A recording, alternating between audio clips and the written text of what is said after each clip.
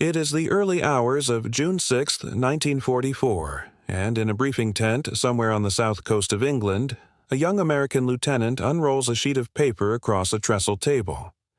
The paper is dense with contour lines, cross-hatched fields, tiny black rectangles marking farmhouses, and a scatter of symbols denoting hedgerows, streams, and soil types. This is not a photograph of Normandy.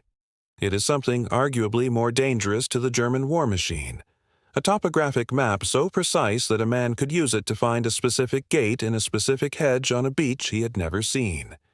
Outside, thousands of landing craft wait in the darkness, their crews clutching folded copies of the very same sheet, printed in their tens of thousands by a barely known organization working out of a converted apartment building in Washington, D.C. Within hours, German officers defending the Atlantic Wall would begin to suspect that the invaders somehow knew their coastline better than they did themselves. They were not wrong. The organization responsible was the United States Army Map Service, a branch of the Army Corps of Engineers, and the maps it produced would prove to be one of the quietest, least celebrated, and most consequential weapons of the Second World War. This is the story of how a nation with almost no cartographic tradition to speak of built, in barely 2 years, a mapping operation so vast and so exact that it left Germany's own military geographers stunned by its scope, and how those maps helped make possible the invasion that broke Hitler's grip on Western Europe. To understand why this mattered, you have to understand just how blind an army can be without good maps. In the years before the Second World War, the United States possessed remarkably little of the topographic detail that a modern military campaign would demand. American mapping agencies had spent decades surveying their own homeland, but the intricate, large-scale charts needed to fight a war on foreign soil, particularly one that would eventually stretch from the beaches of North Africa to the mountains of Italy and the fields of northern France, simply did not exist in American hands. Britain's geographical section of the General Staff, often referred to as GSGS, had decades of imperial cartographic experience behind it, but even the British were stretched thin trying to cover multiple theaters of war simultaneously. Germany, by contrast, had invested heavily in military geography since the First World War, producing detailed 1 to 25,000 scale sheets of much of Europe, some of them decades in the making. When American planners began to contemplate operations in North Africa in 1942, they discovered they had almost nothing usable. Existing commercial maps were wildly inaccurate, often decades out of date, and hopelessly unsuited to artillery targeting or amphibious planning. A single miscalculated contour line could mean landing craft grounding on a sandbar instead of a beach, or an infantry column marching into a ravine that did not appear on the map at all. The stakes were not abstract.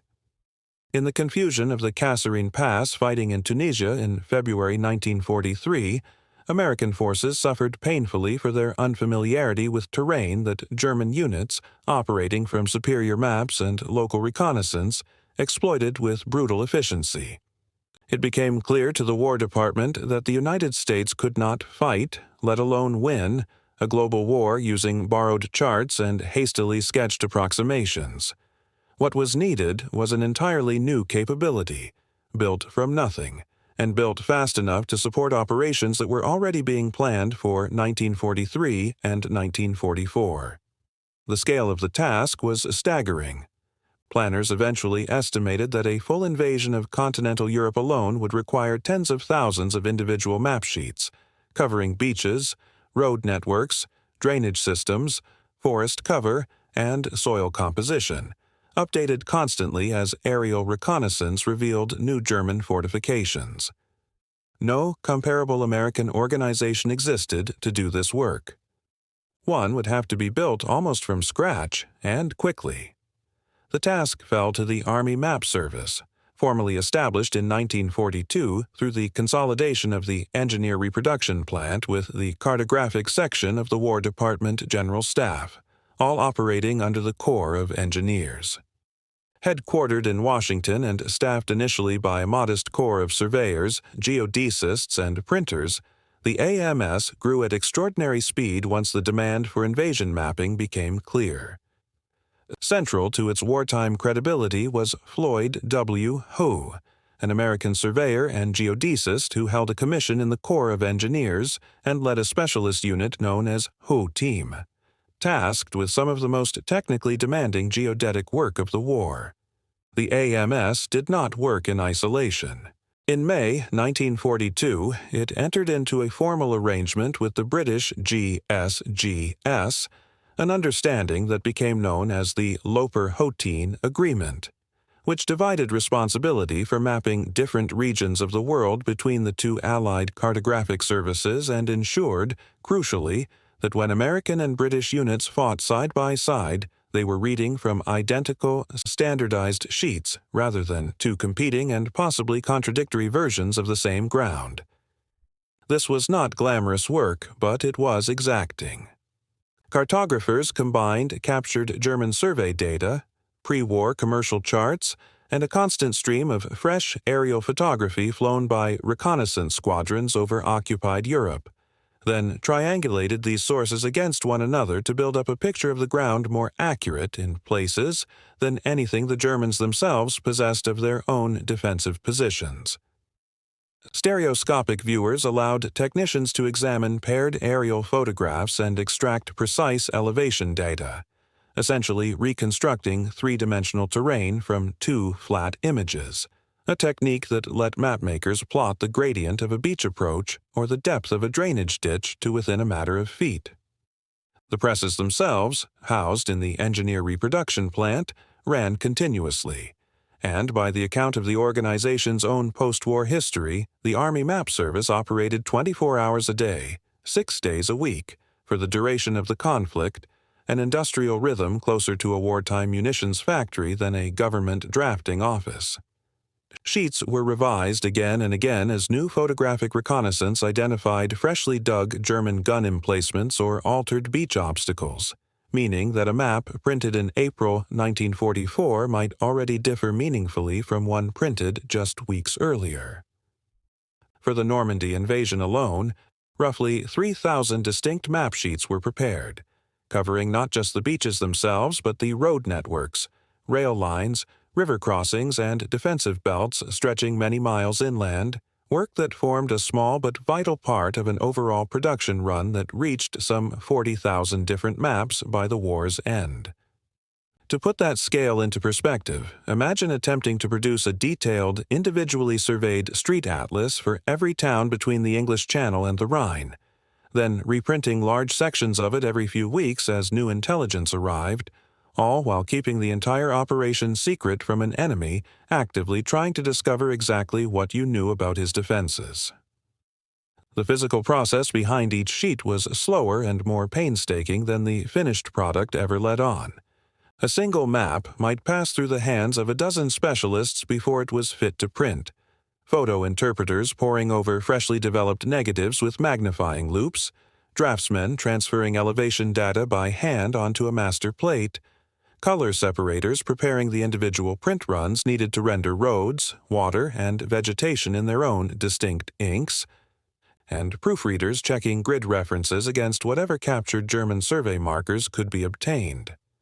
The presses themselves, great flatbed lithographic machines not unlike those used for civilian newspaper printing, thundered away in shifts, each one capable of turning out thousands of identical sheets a day once a master plate was finalized, though reaching that finished plate might take a team of specialists the better part of a week for a single complex sheet covering contested ground.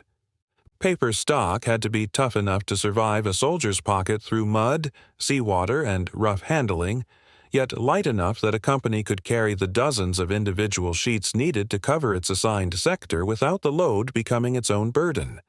Security was treated with almost as much care as accuracy. Sheets covering the invasion beaches were held under classification and issued only in the final days before embarkation, precisely to prevent the kind of leak that might tell German intelligence exactly where the blow was about to fall. Even the choice of symbols was deliberately standardized across the entire Allied mapping effort, so that a hedgerow, a minefield, or a concrete strongpoint looked identical whether the sheet had been printed in Washington or in London, removing any possibility that a hurried staff officer might misread an unfamiliar convention in the middle of a fast-moving operation. The operational payoff of this effort is easiest to see in the run-up to Overlord. Planning staffs across southern England worked from AMS and GSGS sheets that laid out beach gradients, the composition of sand and shingle, the location of drainage culverts that might trap tanks, and the precise positions of hedgerow banks that would later prove so lethal in the Norman bocage fighting. Airborne planners used the same mapping to select drop zones for the parachute divisions tasked with securing the flanks of the invasion, work that depended entirely on knowing, in advance, which fields were flooded, which were mined, and which offered firm enough ground for a glider landing. Naval gunfire officers plotted German coastal batteries against these charts to calculate bombardment angles before a single ship left a harbor. None of this made for dramatic newsreel footage. There was no explosion, no daring raid, nothing that a war correspondent could photograph and send home. The maps did their work quietly in briefing rooms and staff cars long before the ramps of the landing craft went down. What documentary evidence survives suggests that German defenders were, in places, caught off guard not merely by the direction or timing of the invasion, but by the apparent familiarity Allied units displayed with terrain features that had not appeared on any map circulating among German garrison troops, an unease reflected in post-war accounts and interrogations of captured officers, though the full extent of German awareness of Allied mapping superiority remains difficult to reconstruct with certainty from the surviving record. If you are finding this interesting, a quick subscribe helps more than you know. It is worth pausing here to compare what the Allies had built against what Germany itself possessed, because the contrast is genuinely striking. German military cartography, under the Generalstab des Heer, had a long pedigree, and its own war mapping directorate continued producing and revising base sheets throughout the conflict, steadily improving consistency using aerial photography and field verification of its own. In raw technical terms, German surveyors were not amateurs. Some of their pre-war topographic work, particularly of Central Europe, was excellent, reflecting decades of institutional experience the Americans simply did not have in 1941. But German mapping labored under handicaps that worsened as the war dragged on. A shrinking pool of skilled surveyors as manpower was diverted to combat units, fuel and material shortages that curtailed aerial reconnaissance sorties, and, crucially, an enemy that was steadily degrading Germany's ability to update its own charts of contested territory through relentless Allied air superiority over Western Europe by 1944. The Americans, by contrast, were building a mapping organization almost from zero, but doing so with practically unlimited industrial capacity, an established and generous intelligence-sharing arrangement with the British, and near-total command of the skies needed to keep aerial photography flowing. It is a curious historical irony that the nation with the least cartographic tradition going into the war ended it with arguably the most comprehensive and current mapping of the European battlefield, while the nation with the deepest tradition found its own maps growing steadily staler as the war turned against it. Comparisons with other Allied mapping efforts tell a similar story of scale rather than technique. British GSGS output remained excellent throughout the war, and the two organizations' close cooperation under the Loper-Houghton framework meant British and American maps of the same territory were, by design, meant to be interchangeable, sharing symbols, grid systems, and scales, so that a British artillery officer and an American infantry captain could read from the same sheet without confusion. What distinguished the American contribution was less a technical breakthrough than an achievement of sheer industrial scale and organizational speed, standing up a fully functioning strategic mapping service, printing plants and all, within roughly 2 years, and sustaining round-the-clock production through to victory in Europe. The legacy of this effort is easy to underestimate precisely because it was designed to be invisible. Nobody remembers the Army Map Service the way they remember the Enigma codebreakers or the engineers behind the Mulberry Harbors. Yet, without accurate mapping, none of the operational planning behind D-Day, the Italian campaign, or the advance across France and into Germany would have been possible in anything like the form it took. The psychological effect on German commanders, insofar as it can be reconstructed from the surviving record, appears to have been one of quiet unease, rather than the kind of dramatic shock associated with a new weapon or a battlefield surprise, a slow dawning realization among defending officers that their opponents seemed to know the ground uncannily well, though precise documentation of German reactions specifically to Allied mapping is thin and often inferred rather than directly recorded. What is far better documented is the material effect. Fewer landing craft grounded in the wrong place than might otherwise have happened, airborne drops that, whatever their well-known chaos on the night, were still guided by planners who knew broadly what terrain their paratroopers would land in, and artillery and naval gunfire that could be laid onto known German positions with a precision that hand-drawn or improvised charts could never have matched. The organization's wartime work also left an enduring institutional legacy. The Army Map Service continued long after 1945, eventually being redesignated the Army Topographic Command, and later folded into what is today the National Geospatial Intelligence Agency, meaning the mapping techniques pioneered under wartime pressure in the 1940s formed the direct ancestor of the geospatial intelligence tools the American military relies upon today. Captured German maps gathered during the war, meanwhile, were themselves distributed to research libraries across the United States after 1945, where many remain today as a quiet, largely unexamined archive documenting just how extensive Germany's own cartographic effort had been, and by extension, how remarkable it was that the Americans managed to outpace it within the span of a single global conflict. Surviving examples of AMS wartime maps can still be found today in the holdings of the National Archives and in university map collections across the United States. Unglamorous, folded sheets that, unlike a tank or a rifle, rarely draw a second glance from museum visitors, despite having done as much as any single weapon to make the liberation of Western Europe possible. It is also worth acknowledging how much of this story remains genuinely uncertain. Precise figures for the number of individual personnel who passed through the Army Map Service during the war are difficult to pin down with confidence, as staffing fluctuated constantly with the shifting demands of different theaters, and some administrative records from the period were themselves never fully catalogued. The exact moment at which German officers first grasped the scale of Allied mapping superiority, if they ever fully did, is likewise not something the surviving record settles cleanly. What exists are scattered post-war interrogation reports and fragments of testimony rather than a single definitive account. Historians working with the AMS archive today, including those cataloging captured German maps at research libraries such as Berkeley, have noted that a meaningful proportion of the material recovered from Germany after 1945 was never fully processed or compared against Allied holdings, meaning some questions about exactly how the two sides' mapping efforts stacked up sheet for sheet may simply never be answered with certainty. What can be stated with confidence is the scale of the finished product. Tens of thousands of distinct sheets, an organization that ran continuously for years, and a documented institutional lineage stretching in an unbroken line from a wartime drafting office to the geospatial agencies of the present day.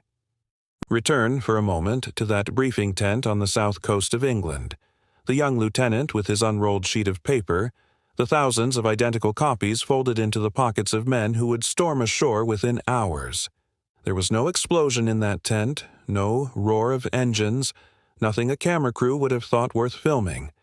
And yet everything that followed, every landing craft finding its designated stretch of sand, every paratrooper dropping somewhere near his intended field, every naval gun laid onto a German battery its crew had never personally reconnoitered, depended on the quiet, relentless, unglamorous labor of surveyors and printers working around the clock in a converted building in Washington.